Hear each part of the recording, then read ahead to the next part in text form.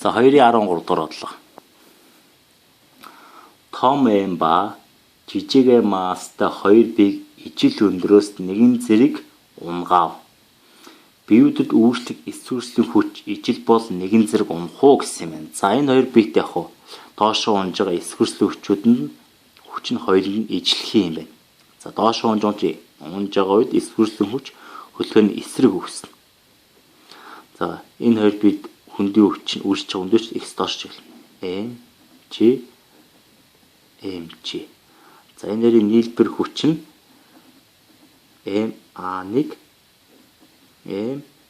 ma2 байна.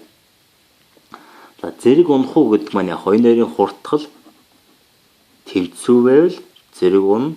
А1 нь их байвал Томаст mb төрүүлж унах. Хэрвээ А2 хурдтал нь их байвал mb төрүүлж унаа гэсэн үг. Энийг л олно гэсэн үг.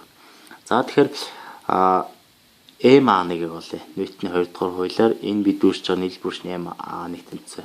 ma1 тэнцүү mg-гээс хасдаг нь эсвэрслийн хүч. ma2 тэнцүү mg-гээс хасах нь эсвэрслийн хүч. Эндээс a1 нь болохоор шууд бүгдгийн том m тооцох юм бол g-гээс хасах нь эсвэрслийн хүч бодог нь m. A2 нь болохоор энэгээ жижиг m тооцох юм бол g-гээс хасдаг нь эсвэрслийн хүч өгөх нь m. За энэ том m их хүчээр яг уу энэ хоёрыг аль нь их байх вэ гэхээр A1 нь их байна.